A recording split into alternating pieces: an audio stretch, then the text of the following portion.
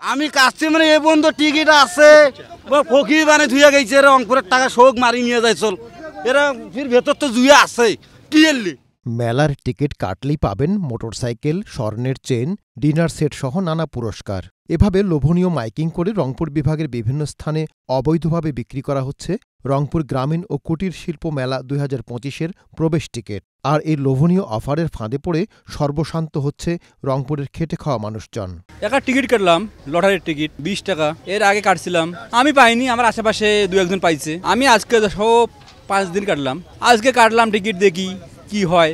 আমি প্রথম দিন 6 টাকা কাটছিলাম, ওই দিন পাই নাই, কান ধরছি, আর ওই দিন থেকে আর কাটি না আর কি। আমি শুরু থেকে কাটি নাই, কিন্তু আমার মেয়ে কাটছে, মানে 10টা টিকিটের মতো কাটছে, কিন্তু মেয়ের ওঠে নাই। অনেকেই লটারির নেশায় তাদের প্রতিদিনের উপার্জিত অর্থের বেশিরভাগ টাকাই টিকিট কিনে শেষ করছেন। মোটরসাইকেল ও স্বর্ণের চেইন পাওয়ার আশায় আবার কেউ কেউ লোন করে হলেও টিকিট ক্রয় করছেন দেদারসে। আমি তো প্রতিদিন প্রথম থেকে একটা করেই কাটি, 10টা পার হয়েছে। প্রথম দিন 3টা কাটছিলাম, তারপরে 4টা কাটছিলাম। হ্যাঁ, আমি শেষ পর্যন্তই আসি থাকবো। কাটতে আসি 10 কান 12 কান 15 কান করি, একটা নামও নেই বাবা। এ প্রত্যেক 15,000-এর ঊর্ধ্বে গেছি। এরা তো কোনো দেয় না, ওঠে না, কারণ আমার ভাগ্য নাই। আজকেও কাটছি 5টা। স্থানীয়রা বলছেন, সন্ধ্যা থেকে গভীর রাত পর্যন্ত হাউজি এবং অশ্লীল নৃত্যানুষ্ঠানের উচ্চ মাইকের আওয়াজে অতিষ্ঠ তারা। একটি চক্র মোটা অর্থের বিনিময়ে গ্রামীণ শিল্পমেলার আড়ালে এই কাজ করছে।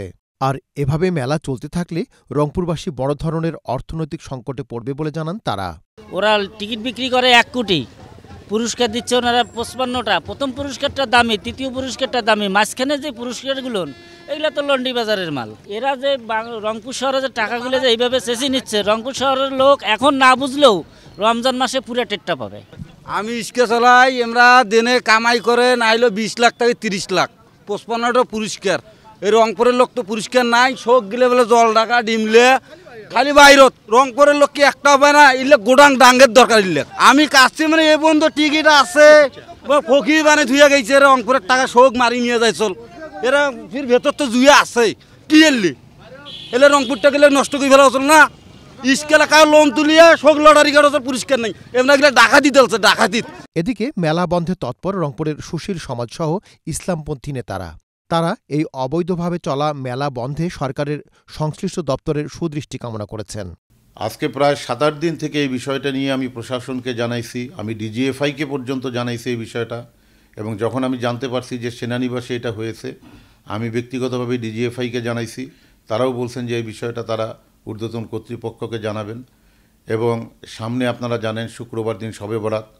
আমি বলেছি যে যেভাবেই হোক শবে বরাতের আগে এটা আপনাদেরকে বন্ধ করতেই হবে। এটা তাৎক্ষণিকভাবে যদি আপনারা বন্ধ না করেন তাহলে আমাদেরকে আপনারা কিন্তু এইটা বন্ধের দিকে একটা বিশৃঙ্খল অবস্থা তৈরি হতে পারে, এর দায় দায়িত্ব কিন্তু আপনাদেরকে বহন করতে হবে। এই মদ জুয়ার ব্যাপারে অনেক হাদিস বর্ণনা করেছেন, যেখানে শুধু নিষেধেরই কথা বলা হয়েছে।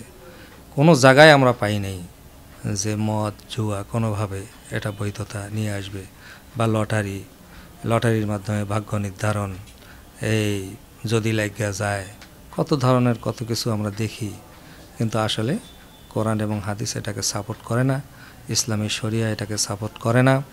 বড় বড় ফকিগণ, বড় বড় মুফাসসিরগণ, মুহাদ্দিসগণ, তেনাদের রিসার্চ অনুযায়ী সেখানেও আমরা দেখেছি যে মদ জুয়া লটারি এগুলি কোনোভাবেই মুসলমানের জন্য কাম্য নয়। শুধু মুসলমান নয়, এই যে লটারি বা জুয়ার মধ্যে যদি অমুসলিম যায় সেও তো নিঃস্ব হয়।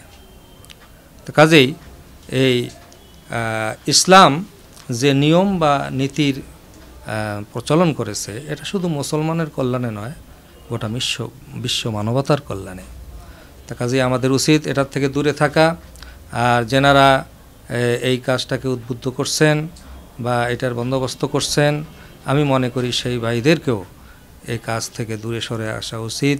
কারণ এখানে গিয়ে যারা এই পাপের সাথে জড়িত হচ্ছে, এই পাপের সমপরিমাণ পাপ কিংবা তারও চাইতে বেশি কিন্তু তাদের আমলনামায় যাবে। এ ব্যাপারে মেলা কর্তৃপক্ষের সাথে যোগাযোগ করা হলে তারা বিষয়টি এড়িয়ে যান। হারুনুর রশিদের তথ্য ও শামসুল হকের ক্যামেরায় মিজান তালুকদার, আপডেট টিভি।